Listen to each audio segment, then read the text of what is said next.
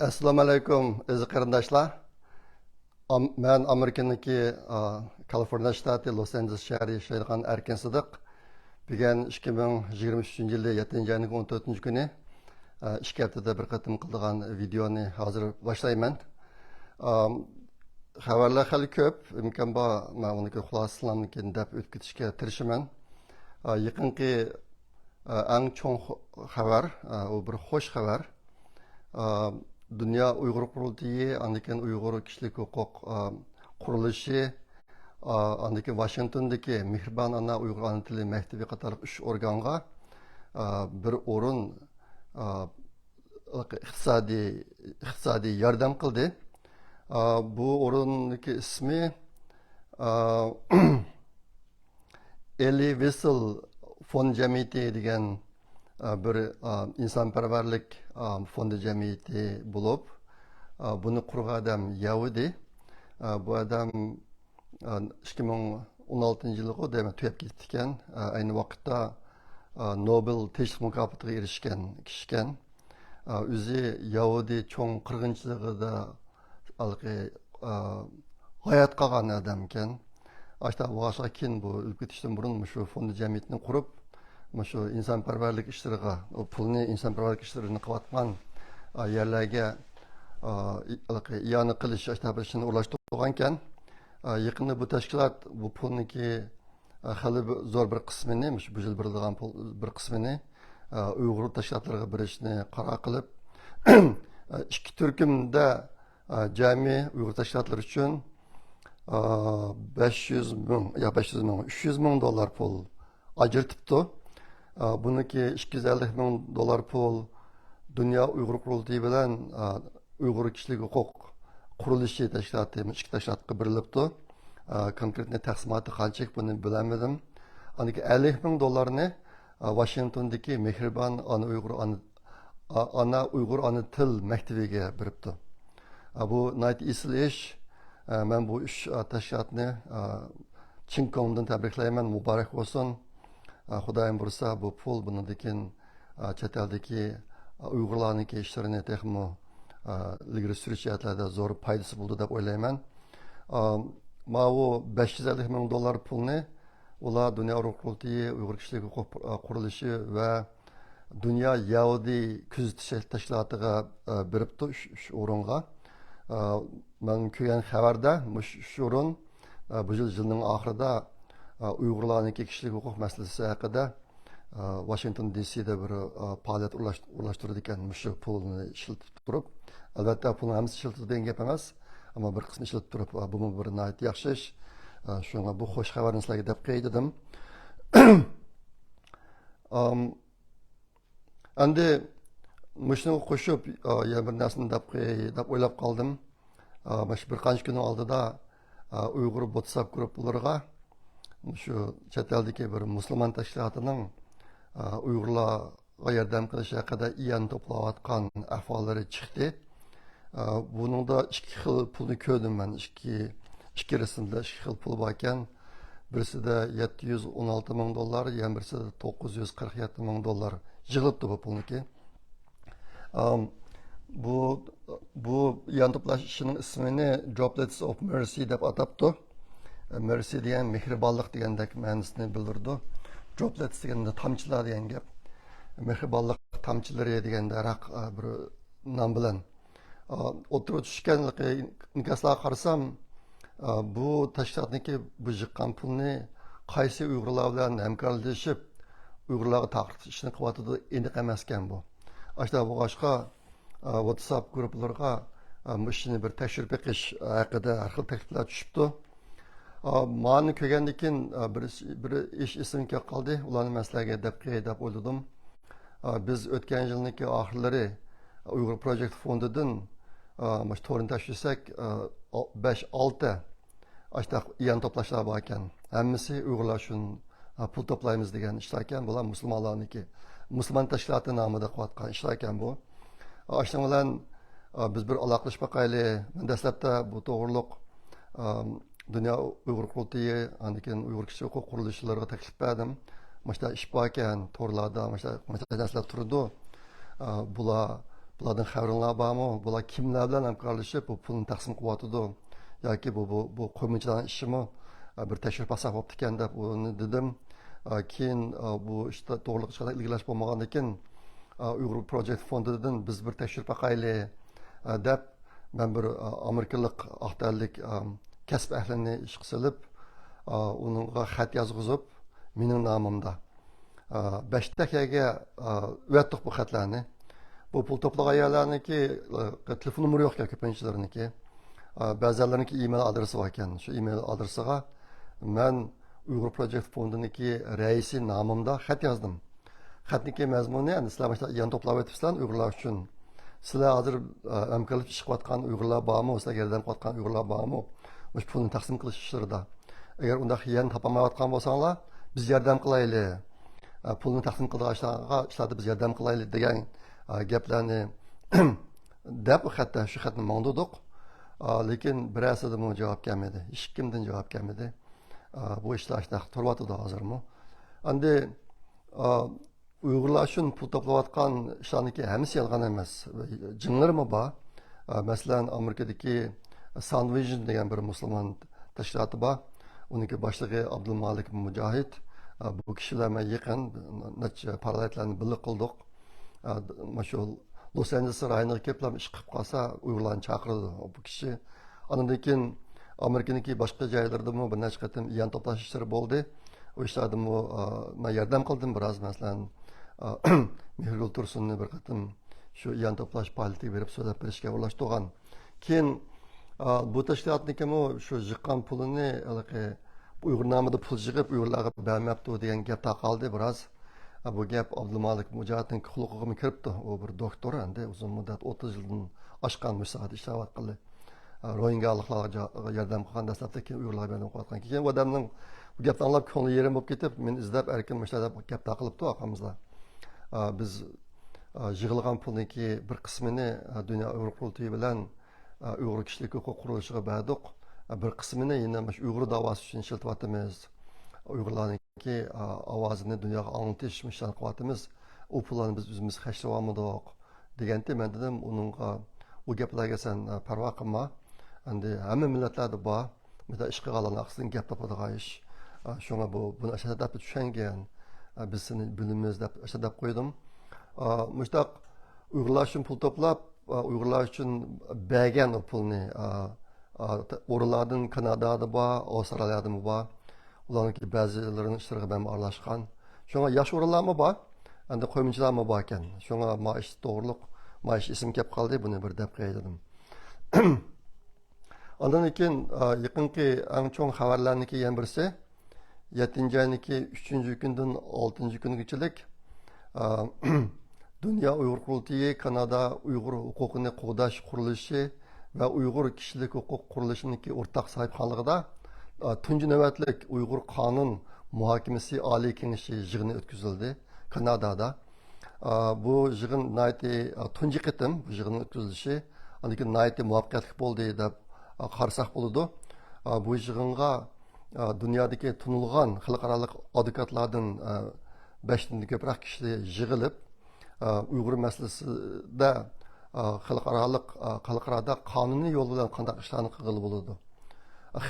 Xitoyni javobgarlikka tortish, Uyg'urlarga adolatga akilish jihatda nima ishlarni qilg'ili bo'ladi degan tema to'g'risida bular muhim muzokaralarni olib bordi.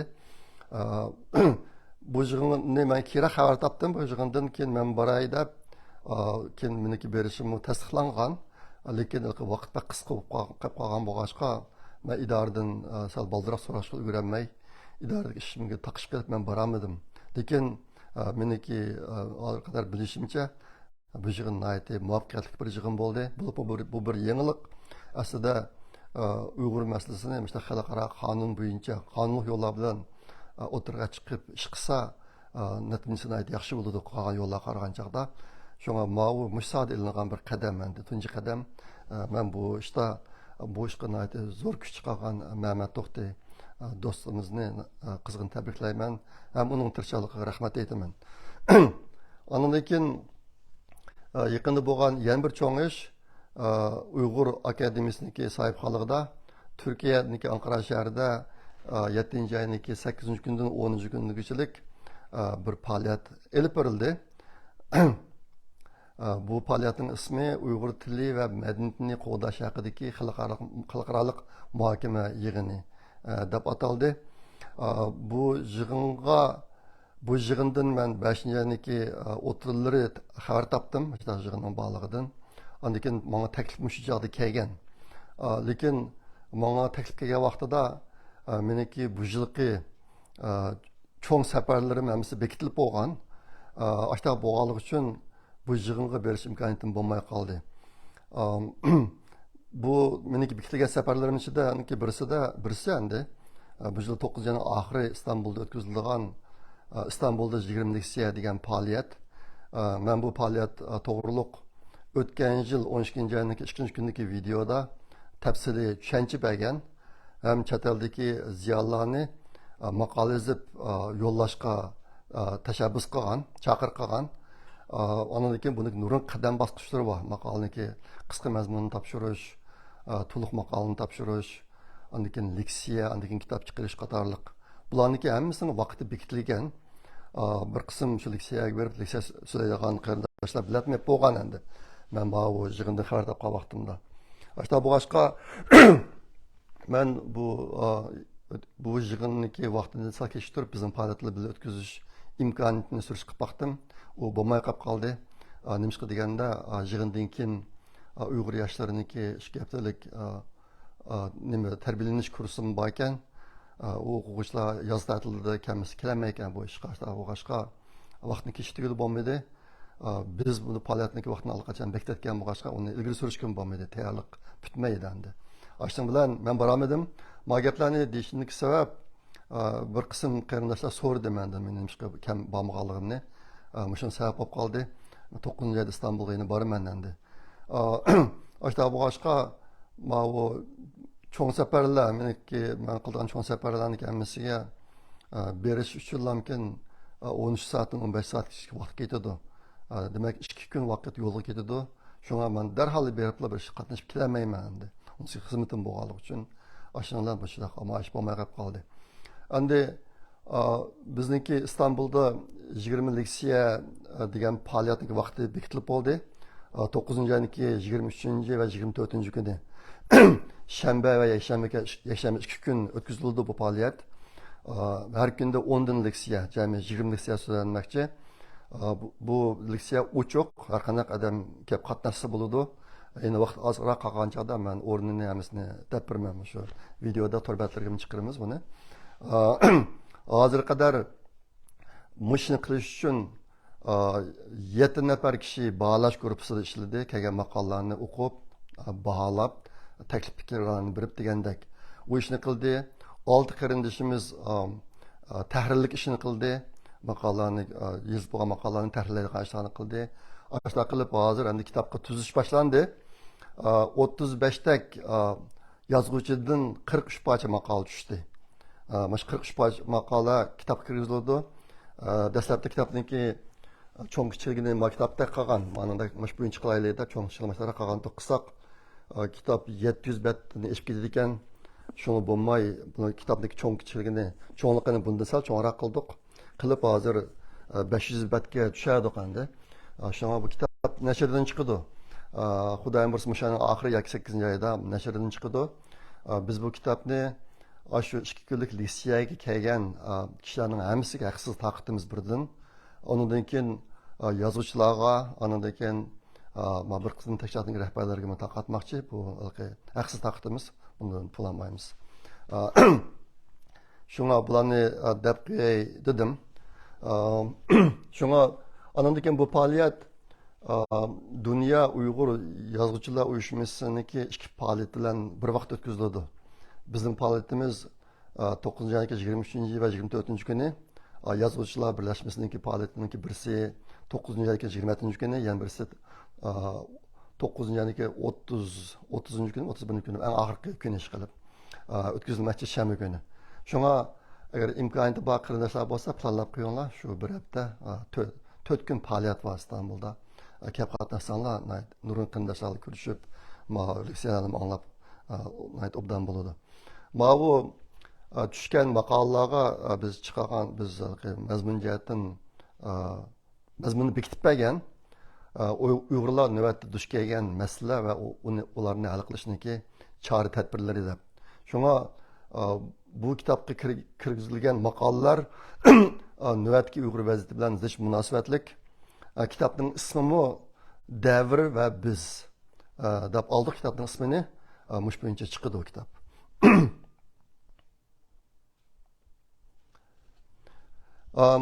Anda yaqinda bo'lgan yana bir ish Facebook'ni ko'rgan qarindoshlar xabar topdi. Facebook'dan shu dushanba kuni, o'tib ketgan dushanba kuni men bir Dilnava degan qizimizni bizningki idoraga olib ekskursiya qildirib qo'ydim. Bizningki idorada ashta qilish bir mulozimati bor. Men hozir qadar qilib boqmagan buni. Bir qism qarindoshlar bizni uyga kelgan chog'da ashta qilg'imiz bor deb dedi. U chog'da kechikib qolib ekanmiz. Rasmiyatni to'liq bilmagan bo'lg'achqa. Bu qatim bu rasmiyatlarni hammasini aniqlab, oldin iltimos qilib, bu qizimizni olib, Dilnavo degan qizimizni olib, bizning idorada ko'rsatib keldim. Buniki bir qism rasmlarini nimaga Facebookga chiqarib qo'ydim. Xaljiq qarindoshlar ko'rdi buni.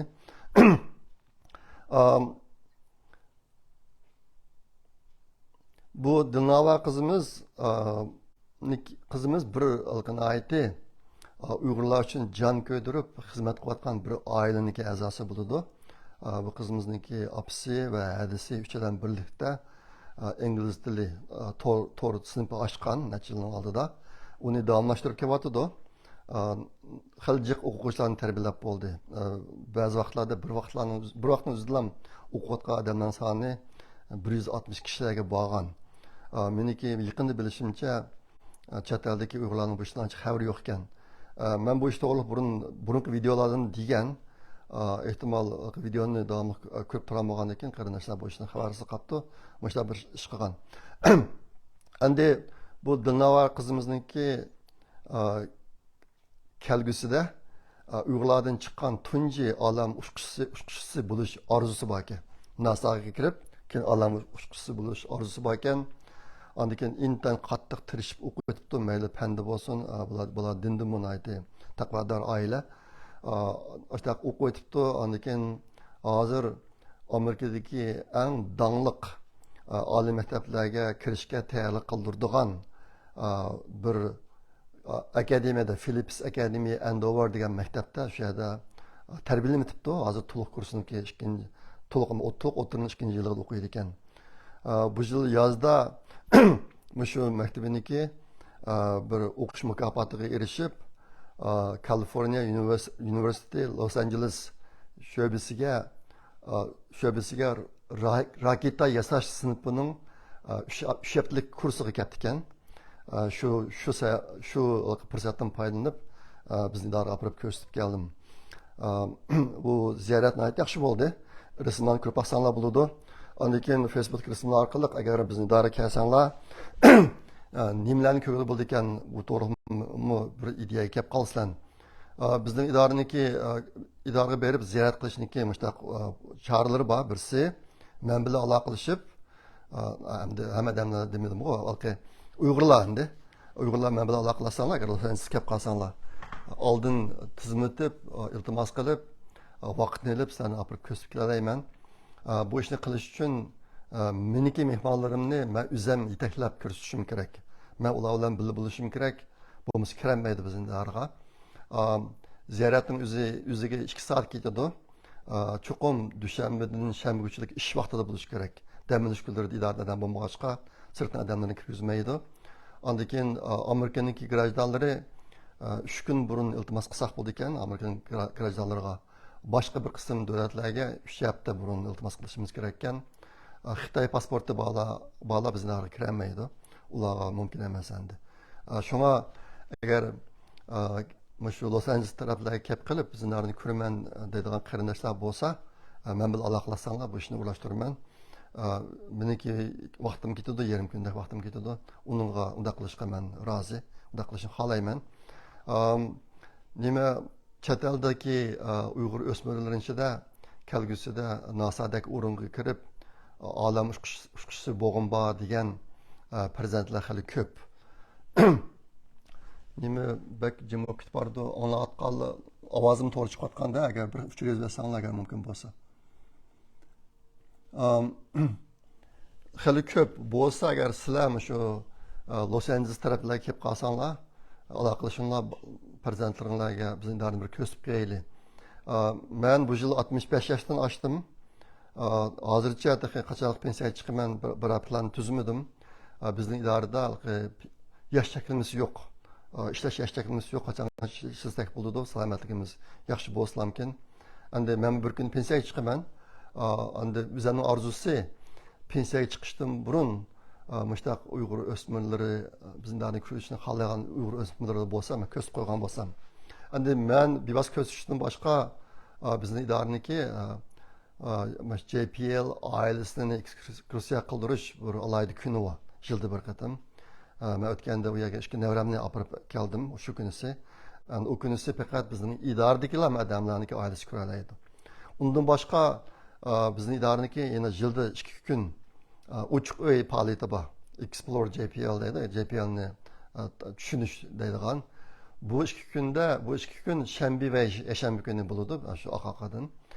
U chog'da har qanday odam kiralaydi. U chog'da grajdanligini tekshirmay kiralaydi. Odatda 4-oylarda bo'ladi. 4 yoki 5-oylarda bo'ladi. Men har yili shu faoliyat bo'lishdan burun Facebook'larga quturishlarni chiqarib qo'yaman. Uningga oldin tizimlatish kerak, bilet olish kerak, lekin bilet haqsiz. Bu yil shu 2 kun ichida bizning idorani ziyorat qilganlarning soni 75 mingdak odam kelibdi shu kun ichida. Shu kunlarga to'g'ri kelib qolsanglar, o 2 kunlarni bizning idorani ko'ralaysizlar. U chog'da ko'ngil bo'lgan narsalar ko'proq endi. Hozir osmonda Marsni tekshirayotgan, u bilan tekshirayotgan olam ushqurlari, tekshirish mashinalarining nusxalarini sirtga chiqib, shu ziyoratga kelganlarga ko'rsatishga qo'yib qo'ydi, ham mongdirib ancha-muncha degandek. U 2 kundagi ko'rgan narsalar ko'proq ma'lum. Shaxsiy ekskursiyaga qaragan chog'da. Mushtaq fursatlar bor.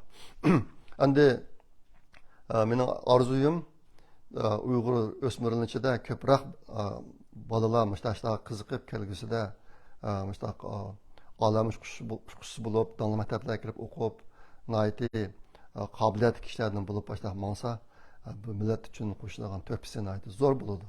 Shunga mushtaq fursatlarni to'liq foydalana olsak degan orzuyim bor. Foydalansak degan orzuyim bor. Endi hozir xalqaroniki vaziyatda davomli turda Uyg'urlarga foydali vaziyatlar ko'payib, kuchayib mengatadi.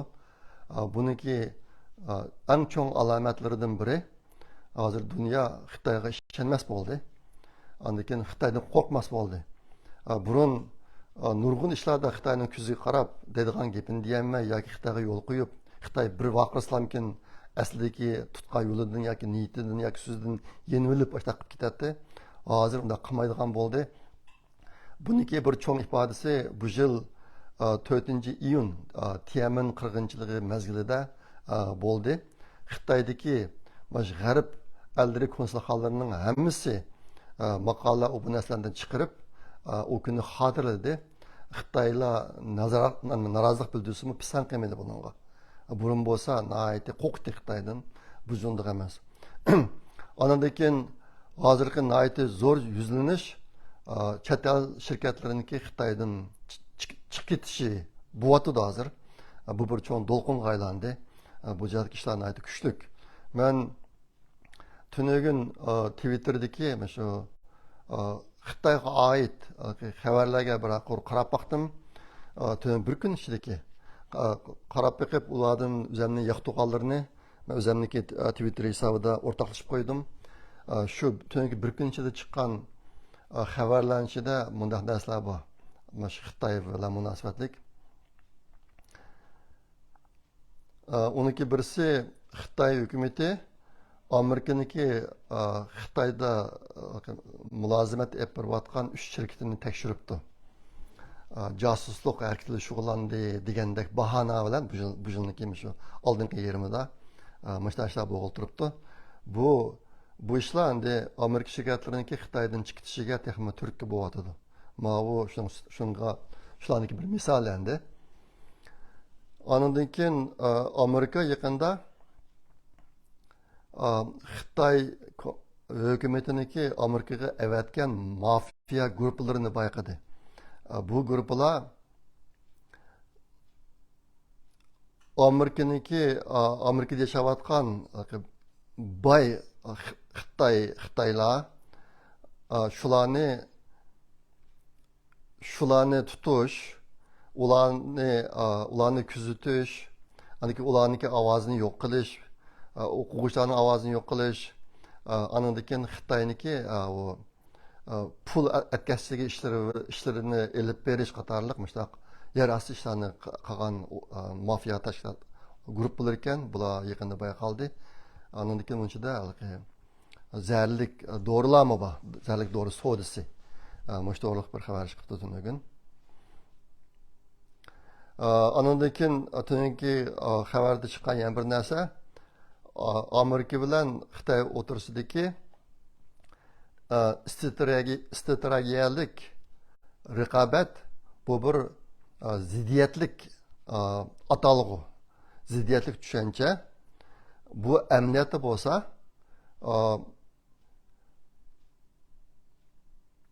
Amerika'niki qonun bo'yicha ish qilishidan iborat mushu ortiqchiligi bilan Xitoyniki buningga qarshi bo'lgan yo'lni tutishidagi yetarsizligi o'tirishidagi bir masala. Bu xuddi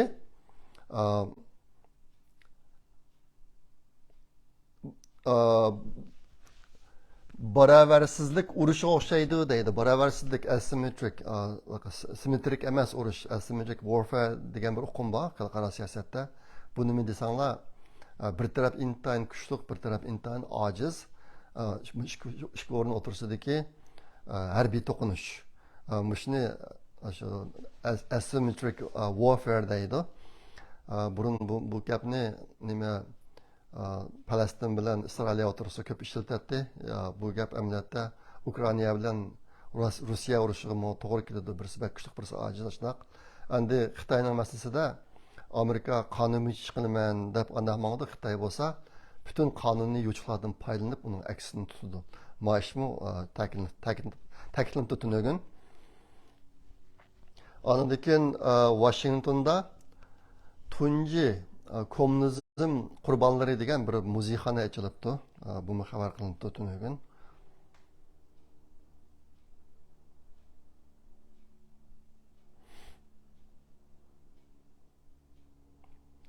Ondan keyin Amerika kongressida yana bir yangi qonun loyihasi o'tirib qo'yilibdi. Uni inglizcha Rings of Fire Act deydi ekan. Bu nima deganda hozir Xitoy Osiyo va Tinch okean rayonida harbiy kuchini intayin tez suratda kuchaytiryotidi. Amerika bo'lsa biroz uxlab qolyotidi. Xitoyga mos holda bu ishlarni taraq qildirmay uxlab qolyotidi. Shunga Amerikaniki harbiy kuchini Xitoyga taqobil turadigan darajada kuchaytirish kerak degan ishtaraq sohadagi qonun loyihasiga bu o'tirish qildi.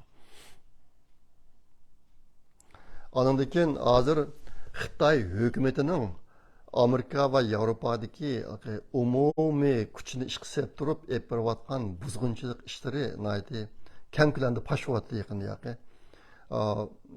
Men ko'rgan bir xabarda hozir Xitoy hukumati Angliyaga talto'kis sinib kirib bo'libdi butun sohalarga degan xabarlarni ko'rdim. Mush sohadagi gaplar tunugidan chiqibdi. Tununki bir kun ichida Twitterda men ko'rgan shunaqa xabarlar bor endi. Shuna qisqalab qo'ydim. Endi Amerikada yaqinda bo'lgan cho'nroq bir ish Oqsaroyda kokain zaharlik chekimligi bayqaldi. 11 kundak tekshirib bo'ldik. Bu dilo endi taqaldi deb e'lon qildi tunugin. Lekin buniki natijasini e'lon qilmadi. Bu hozir Amerikanchada cho'ng g'o'g'il bo'layotgan bir gap.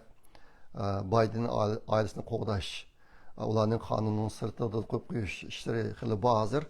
Mushtaradagi gaplar ko'p deyilyotdi Amerikada.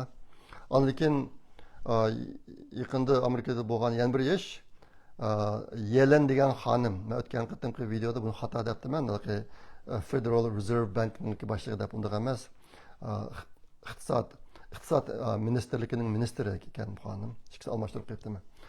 Iqtisod ministrining ministerligi Yellen degan xonim Xitoyga bordi 7-6 kuni. O'tganda Blinken borgan chog'da Xitoylar uningga qizil gilam solmagan aeroplandan tushadigan chog'da Ondan keyin shunday tayinyoq bir odamni oldiga chiqib kurishdigandi. Endi muvaqqatan men Yelen xonim borgan chog'da ahvollar biroz o'zgartirildi, lekin bu xonim o'ziniki bir guruh odam endi. Xitoyga borgan chog'da bu xonimni tamoq urlashtirmabdi birinchi kuni. Shunga bular bozorga chiqib o'zlari bir restoran tepib bozorda tamoq yeb yeyapti. Xitoyning maqsadi Amerikani mazaq qilmoqchi. Blinken bilan mi qildi, Yellen bilan mi qildi, shundoq. Amerikada bu to'g'riliq shu Amerikaniki hozirgi hukumatining mushtutqa yo'llarga norozilik bildirgan ovozlar, bir qism ovozlar chiqdi. Endi cho'ng jihat aytgan chog'da Amerika ancha parvo qilmaydi buni ishlarga. G'arbda bir uqum bor. Uni nima desanglar, ojizlar o'ch oladi. Mushtaq ishlar bo'lgan chog'da ojizlar o'ch oladi. Kuchliklar apu qiladi. Oqilonalar parvo qilmaydi. Ojizlar o'ch oladi, kuchliklar apu qiladi. Oqilonalar parvo qilmaydi. Amerika bunday ishlar kelgancha parvo qilmaslik yo'lini tutadi. Hozir hukumat shu yo'lni tutyapti. Shunga garchi bir qism kishilarga buni egri kelgan bo'lsa-mu, Amerika hukumatining nuqtasidan qaragancha bu ancha egri kelib ketmaydi. Uni parvo qilmay, qildigan ishni qilaverdi bular. Shu men mushuk deb qo'y. Andaki yaqinda chiqqan yana bir cho'ng xabar, ehtimol bu Turkiyadan aytib cho'ng keng ko'lamda xabar qilindi deb o'ylayman. Turkiya hozir qadar Xitoy va Rossiya bilan yaqinti. Ular yaqin turib Amerika va Yevropa birligidagi ellar bilan ancha yaqin emasdi.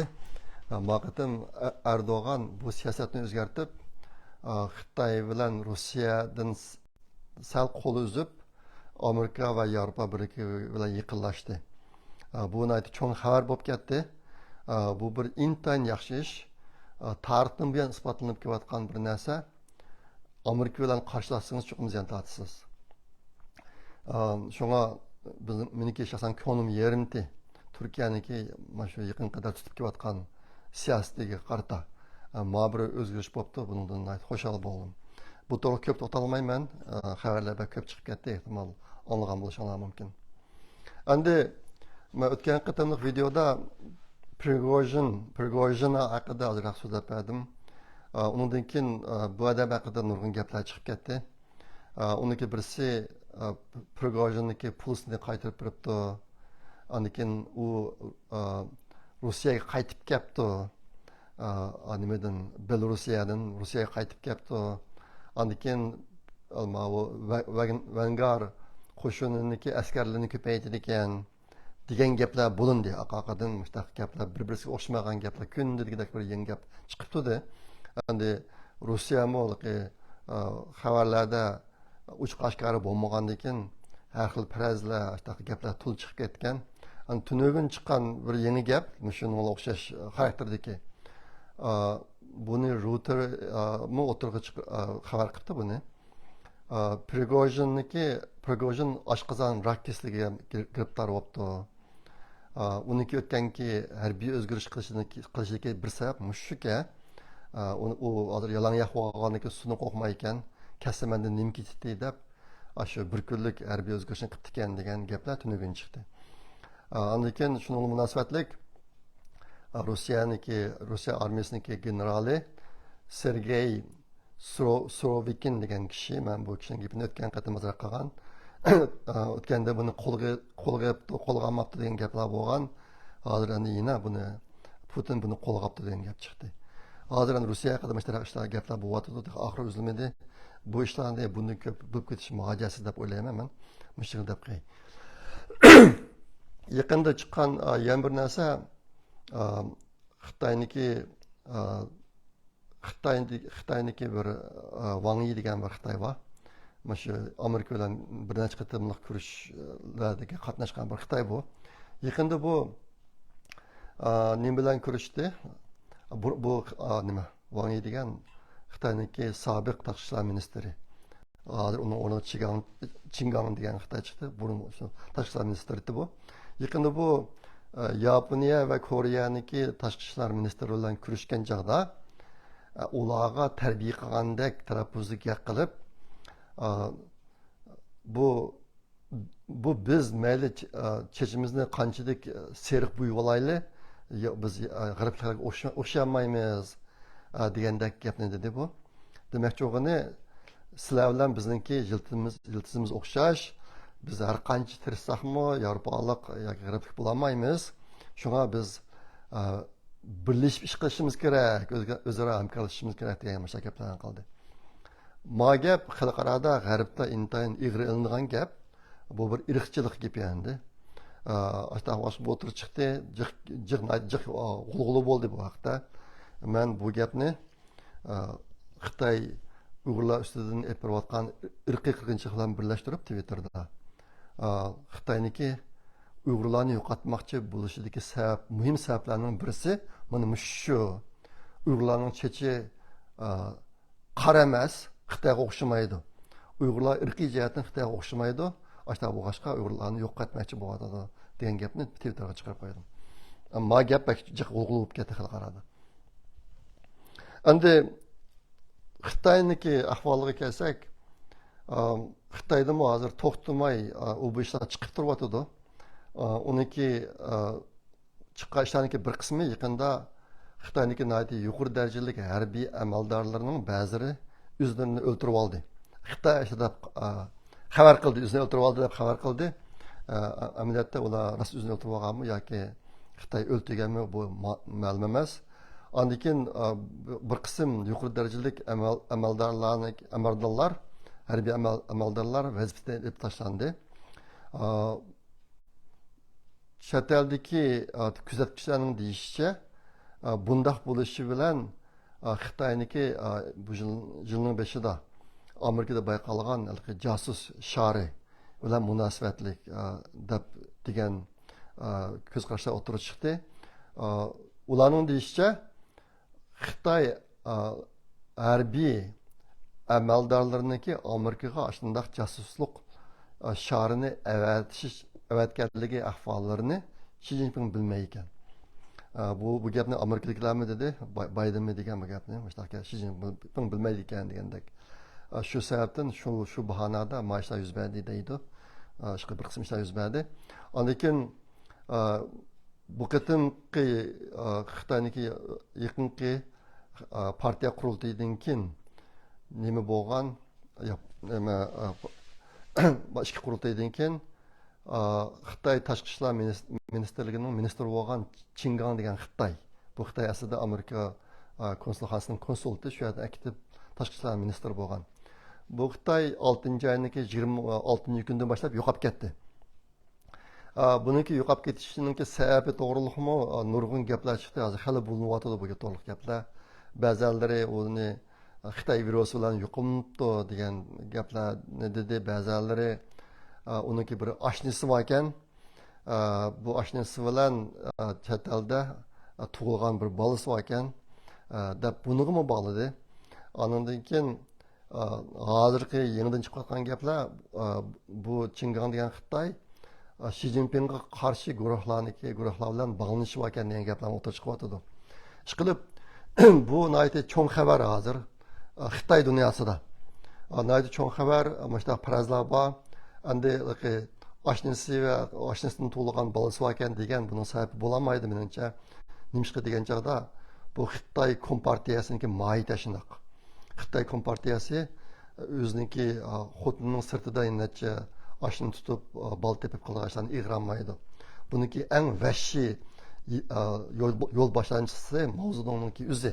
Agar Mao Zedong'niki mushiyatdagi ahvollarni bilsanglar hayron qolasizlar. Bu ishlar hozir qadar davom etib ketyapti. Shunga bu asos sabab emas, ehtimol boshqa sabablar bor. Bu sabablar ehtimol yaqinda texnik oshkorlanishi mumkin. Hozir har qism gaplar bor. Endi hozir Xi Jinpingniki eng ansiraydigan ikki kishi bor. Uniki birisi iqtisod, ikkinchisi NATO'niki Osiyo Tinch okean rayogi kengayishi. İqtisad jihatda yaqinda chiqqan sonlar dunyoni hayron qoldiryapti. 7 ayning 13 kuni Xitoyda bir son e'lon qilindi. U nima degan chog'da 2022 yili 6-oydan 2023 yili 2022 yili 6-oyda seçtiğin çağda 2023 yili 6-oydagi eksport import miqdoridagi chekinish ahvoli, tuvanlash ahvoli. Eksport 12,4% tuvalabdi. Anından keyin bu yaqinqi 3 yildagi eng zo'r chekinishga 12,4%. Andan keyin import qilish 6,8% chekinib tuvalabdi. Agar xaronlarda bo'lsa 2022 yili 6-oy Şanghay butunlay Xitoy virusi sababidan quluplangan vaqt bu. Ashta bo'lg'achqa Şanghaydagi shirkatlarniki ko'pinchisi normal ish olib borolmay chet elga to'shiydigan, park bilan to'shiydigan sandiqdagi mollar tog' bo'lib dovilinib Şanghaydan chiqolmay ashta bo'lib ketgan bir mezgil. Xitoy iqtisodiy aşınçılık darajada vayron bo'lgan 2022 yili 6-oyda seçtiğin çağda bu yıl 6-oyda eksportniki tuvalişi 12,4% bo'ldi. Bu bir intayin ig'ir ahvol Xitoy uchun, biz uchun yaxshi ahvol albatta. Shunga hozirgi o'tirib chiqayotgan gap 2022 yili Xitoy uchun bundan keyingi 10 yil ichidagi eng yaxshi bo'lgan bir yil deb shundaydi. Demak, bu yildan boshlab Xitoyniki ahvolida umumyuzlik nacharlanish bo'lib mangadi. Bu keyingi 10 yil ichida uning ahvoli hargiz 2022 yilga yetolmaydi degan mana bir yakun chiqyapti hozir. Endi Xitoy mushaffalarni tushundigan vaqtida yolg'iz Xitoyning iqtisodi tushmay butun dunyoning iqtisodi tushib ketdi, bizdan bak tushib ketdi. Shunga bizniki tushyapti degandek ashtaq sabablarni ko'rsatib turibdi. Bu asosan yolg'onchilik. Sababi nima desanglar, agar dunyoning iqtisodi tushsa, ularniki Xitoydan kiradigan mollarniki miqdori tuvallamay ko'payadi. Sababi nima desanglar, Xitoy millioniki bahosi dunyo bo'yicha tuvan. Agar boshqa davlatlarning iqtisodini nacharlashsa, azaraq olalaydigan mollarni kirdi ular Xitoydan. Uni kamaytirmaydi, uni aksicha bo'ladi. Amniyatimi dunyoning iqtisodida yaqinda yaxshilanish bor. Bulutmu Amerikada ko'rinarli yaxshilanish bor yaqinda. Hozir paychaklarniki bahosi o'syapti. Bu sifirlik pul larniki bahosi o'syapti. Chiqib Amerikaning iqtisodi yaxshilanish qarab mangdi hozir. Lekin Xitoyniki buni aksicha, Xitoyniki ko'rsatayotgan sabablari asossiz. Endi Xi Jinpingniki ansiraydigan ikkinchi ishi NATO'niki Osiyo va Tinch okean rayoniga kengayishi. Buniki eng chong alomati qaysi desanglar, hozir Amerika, Yaponiya, Koreya, Avstraliya, Yangi Zelandiya qatorliq to'rt davlat ba'zida uning Hindistonni qo'shadi. Hozir shu Osiyodagi NATO'dagi bir muomala qilyapti hozir Amerika davlatlarga. Shunga bu davlatlar bilan NATO'ning o'rtasidagi munosabatni kuchaytirdi. Shu garchi rasmiy shaklda bunday e'lon qilinmagan bo'lsa-mu, xuddi hozir NATO Osiyoga mushtovatlarga kengayotgandek bir xil ahvol shakllanyapti. Buningdan Xitoy intayin qattiq rahatsiz. Xitoyniki Tayvanga hujum qilish tushi bor. Maoshlarni bunday taqib minishi Xitoy uchun ig'ir zarba. Ondan keyin Yevropadagi NATOning o'zimi kengayotdi yaqinda bir ikki davlatniki kirishi hozir kirishga qarab menyapti. Bunda xabarlar bor. Chiqib bu jihatdagi ishlardan Xitoy intayin rahatsiz. Xitoy uchun cho'ng zarba bo'lyapti. Endi oxirida sizlarga Yana bir dunyodan aytib qiziq tim bo'layotgan bir narsani qisqacha deb beray. U nima desanglar, Tesla SpaceX'ning qurg'uvchisi Elon Musk bilan Facebook'ning egisi qurg'uvchisi Mark Zuckerberg ikkisi bir mushtlash musobaqasiga tushmoqchi bo'lyapti hozir. Buni aytib cho'ng tema. Oniki vaqti o'rni butunlay bekitilib bo'lmadi. Lekin aytib bu qattiq qiziq tema bu. Buni men sizlarga qisqacha oq ko'rinishini deb beray. Bu xabar deb qilinglar. Nima qilsanglar bu aralab o'tirib chiqyapti hozir. Yaqinda Elon Musk Twitter'ga bir narsa chiqardi. Bu nima desanglar? Bugundan boshlab jazmlashgan a'zolar kuniga 6000 jiq narsani ko'rolmaydi. Mazmunni ko'rolmaydi Twitter'da. Jazmlashmagan a'zolar 600 dan jiqni ko'rolmaydi. Yangidan hisob ochgan kishilar 300 dan jiqni ko'rolmaydi degan bir narsani Twitter'ga chiqardi. Chiqarganda u bir kunga qarab qolmaylarmikin bu Elon Musk'niki bu chiqargan mazmunni ko'rgan kishilarning soni 580 milyondan oshib ketdi. Oshib ketib, nurg'a odamlar norozi bo'ldi bundan. Nima shunday qilsan deb. Men hayron qoldim. Men jazmlashgan a'zo bu qanday qilib 6000 odamniki narsani ko'rganga qanday kishilarning vaqti bo'ldi deb hayron qoldim endi. Ashta qismi bular norozi bo'lib bunga Elon Musk'niki chiqargan narsani ko'rganlar 580 milliondan oshib ketibdi. Shuning bilan undan keyin Elon Musk buni ikki qatim o'zgartdi. Sonni 6600 300 ni 8800 400 ga bir qatim o'zgartdi. Undan keyin 10000 1500 ga yana bir qatim o'zgartdi. Ashta qilib hozir bekitgan sonni 10000 1500 ga ashta o'zgarlik hozir. Endi bu yerda nima uchun bu ishlarni qilayotganligini tushundirmagan Elon Musk.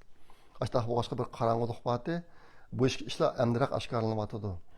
Endi bu oshkorlanishini deyishdan burun men sizlarga bu ishlarni kezadi oxirgi kunda nima degan narsani deb beray. Elon Musk hozir 51 yosh, bu egiz, eg'ir kishi bu. Mao Zuckerberg bo'lsa 39 yosh, asal Elon Musk'la sevishgan chog'da cho'g'i xil kichik endi buniki ikkisiniki jismoniy jihatga farq qilishnaroq. Bu ishniki oxirgi ko'rinishi Facebook o'ziniki mulozimatini Afrikaga kengaytmoqchi bo'lib, bir maxsus shu internet uchun ishlatilgan sun'iy kameralarni yasab chiqibdi.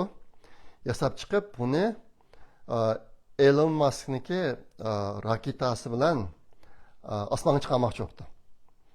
Chiqarmoqchi bo'lib, buni etibdi. Bunga bir necha yil bo'lib qolibdi amaliyotda. Shu raketani osmonga chiqargan vaqtida Zuckerberg o'zi shu Afrikaga berib, bu ishlarni tabriklayman deb ashada berib osmonga qarab turib tug'an vaqt ekan endi.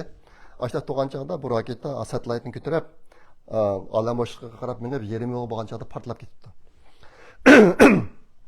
Portlab ketgandan keyin shuning bilan Zuckerberg achchiqlab bu ishga Twitter'da uchurlarni yozib, men internet qattiq umidsizlandim deb ashta bir narsalarni yozibdi endi. Yozgandan keyin 2022 yil 2-oyda Elon Musk Twitter'da bir uchur yozib, hammanglar Twitter'ga a'zo bo'lganlar Facebook'dan chiqtinglar, Facebook'ni o'chirtinglar, ishlatmanglar. Bu Zuckerberg intayin solchi, u haqqoniyat tutmaydi, solchilarga yon bosadi, u faqat pul uchun ishlaydi, haqqoniyat uchun emas degandek, ashta bir Twitter'ni yozibdi bu. Ondan keyin bu nima Zuckerberg hozir Facebook'ning qo'lida, WhatsApp, Instagram qiljiq narslar bor, mening bilishimcha. Aşağıdan hepsini çıktığında deb chaqiriq qilibdi.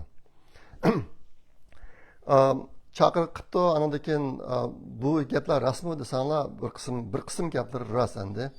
2020-yildagi Amerikaniki prezidentlik saylovida Zuckerberg xiljiq pul chiqarib demokratlarga yordam qilgan bu. Trumpning saylanmasi haqida ish qilgan. başta işleri bağındı. Şunun olan bu yıl 6. ayındaki 20. günü bir iş başlık kaptı. O neymiş desanlar Facebook, şu Twitter'a okşaş munberden birini yasaptı.